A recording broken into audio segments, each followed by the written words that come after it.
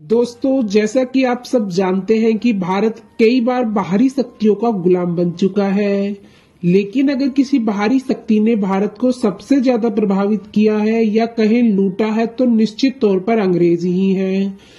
लेकिन जब अंग्रेज भारत आए थे तो उनके लिए भारत पर राज करना इतना आसान भी नहीं था, क्योंकि भारत के एक विशाल हिस्से पर मुगलों का राज हुआ करता था। और मुगल उस दौर में कितने शक्तिशाली थे, इस बात का अंदाजा इस बात से लगा सकते हैं कि कई कोशिशों के बाद भी अफगान से लेकर मराठा और राजपूत तक उन्हें हरा नहीं पाए। लेकिन उसी दौर में जब अंग्रेजों ने भारत की धरती पर कदम रखा तो उन्होंने मुगलों को भी अपना निशाना बना ही लिया, जिसके पीछे उनकी एक अच्छी खासी रणनीति भी थी, जो उस समय इतनी नई और प्रभावी साबित हुई कि कुछ दशकों के संघर्ष में मुगलों ने अंग्रेजों के सामने घुटने टेक दिए। आखिर अंग्रेजों की वह रणनीति क्या थी और मुगलों की वो कौन सी कमजोर नस थी जिसे पकड़कर अंग्रेज मुगलों से जीत गए। आज के वीडियो में हम आपको यही सब तो बताने वाले हैं, इसलिए बने रहिए हमारे साथ इस वीडियो के अंत तक। और नए यूजर है तो प्लीज सब्सक्राइब जरूर कर दें। चलो वीडियो शुरू करते हैं। यह वक्त था 16वीं सदी के आखिरी साल का, और उस वक्त भारत इतना संपन्न था कि दुनिया का उत्पादन का लगभग 1/4 हिस्सा तो भारत से ही पैदा होता था। और कहीं ना कहीं यह कारण था कि पूरी दुनिया भारत को बड़े गौर से देख रही थी। उस वक्त भारत को सोने की चिड़िया भी कहा जाता था। उस वक्त दिल्ली के तख्त पर अकबर महान का शासन हुआ करता था, और कहा यह भी जाता है कि अकबर अपने दौर में सबसे ज्यादा दौलतमंद बादशाह हुआ करते थे। लेकिन उसी दौर में अंग्रेजों के देश ब्रिटेन में गृह युद्ध का माहौल चल रहा था।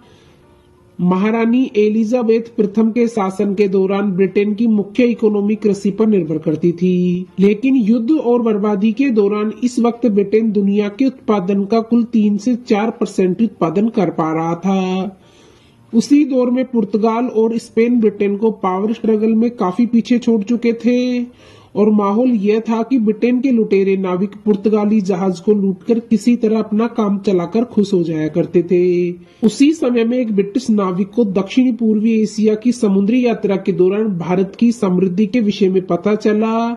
इसके बाद सन 1600 ईस्वी में 200 ब्रिटिश व्यापारी एक नई कंपनी बनाते हैं, जिसको नाम देते हैं ब्रिटिश ईस्ट इंडिया कंपनी। उस कंपनी को महारानी का भी सपोर्ट हासिल हो जाता है। अब बात भारत की करें। अब तक अकबर मर गया था, जहांगीर को नया मुगलिया बादशाह बना दिया गया था, और इसी के साथ 1608 में कैप्टन विलियम हॉकिस सूरत में सबसे पहले अपनी कंपनी के व्यापारी जहाज के साथ आते हैं। वह भारत में एक नई कंपनी यानी ईस्ट इंडिया कंपनी बनाने की घोषणा करते हैं। इस व्यापारिक चोले को पहने हुए कैप्टन हॉकिस और उनके साथ थॉमस रोब जहांगीर के दरबार में पहुंचे, और वह जहांगीर को अपने खूबसूरत और महंगे उपहारों और फायदेमंद व्यापारी समझौतों का प्रस्ताव देते हैं। लेकिन उस वक्त डच और पुर्तगालियों के दबाव के कारण जहांगीर पहले तो यह प्रस्ताव ठुकरा देते हैं। लेकिन अंग्रेज लगातार इसमें कुछ और बेहतर डील जोड़ते हुए बादशाह को लगातार प्रस्ताव भेजते रहते हैं, और एक वक्त बाद जहांगीर अपने व्यापार करने की रॉयल परमिशन दे देते हैं। सूरत, मुंबई, पटना, मद्रास जैसे जगहों पर इसके बाद अंग्रेज अपनी फैक्ट्रियां स्थापित करने में व्यस्त हो जाते हैं। इन फैक्ट्रियों ने लगभग सबको आकर्षित करना शुरू कर दिया था। कई भारतीय व्यापारियों ने भी इन फैक्ट्रियों से जुड़ना शुरू कर दिया था। अपने व्यापार को फैलता हुआ देखकर अंग्रेजों का लालच और बढ़ जाता है, और वह सत्ता को हथियाने के लिए मुगलों के खिलाफ सन 1686 में एक जंग छेड़ देते हैं। इसमें उन्हें मुगलों से करारी हार का सामना करना पड़ता है, और शायद यही हार थी कि अंग्रेजों का दिमाग खुल गया। उन्हें अब नई तकनीक पर काम करना था, जो कि था फूट डालो और राज करो। इस युद्ध के बाद उन्होंने औरंगजेब से माफी मांगी और आगे ऐसी कोई हरकत न करने का वायदा भी किया। दरबार से उन्हें कुछ जुर्माना लगाकर वापस से व्यापार करने के लिए छोड़ दिया गया, और यही माफी मुगलों के खात्मे की एक बड़ी वजह बनती है। 1707 ईस्वी में और औरंगजेब की मौत ने मुगलों को अपने से ही लड़ाना शुरू कर दिया। कई लोग सल्तनत के बादशाह बनने के लिए आपस में लड़ने लगते हैं। इस लड़ाई और संघर्ष के दौरान कई कमजोर शासक बादशाह बनकर मुगलों की शक्ति को कम करने लगते हैं, और यहीं पर अंग्रेजों को अपने लिए एक मौका दिखाई देता है। 1707 में मुगल बादशाह एक बड़ी बेवकूफी कर बैठते हैं।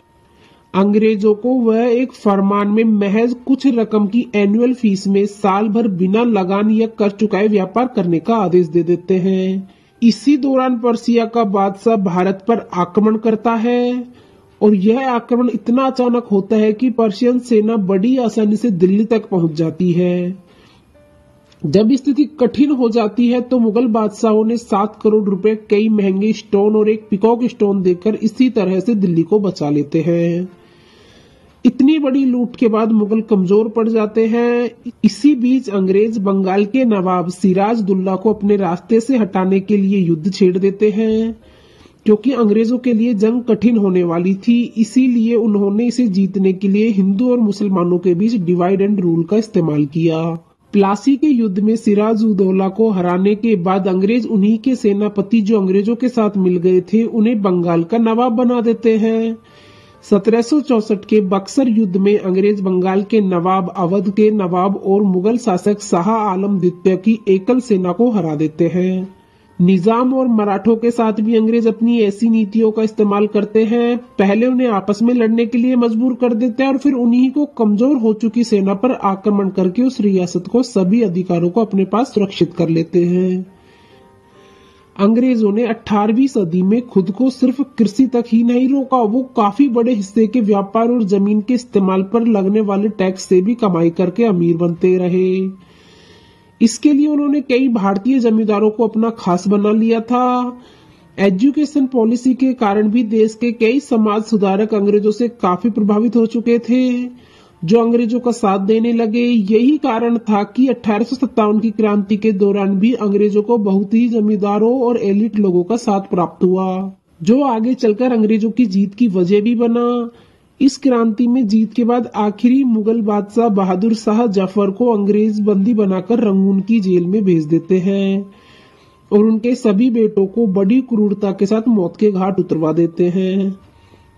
इस तरह से मुगल और मुगल साम्राज्य दोनों का अंत हो जाता है। मुगलों के खात्मे के बारे में तो आप समझ गए होंगे, लेकिन अंग्रेजों को अगर इस पूरी कहानी में देखें तो वो इतनी दूर से आए थे और उनके लिए इस देश की परिस्थितियां बिल्कुल ही विपरीत थी।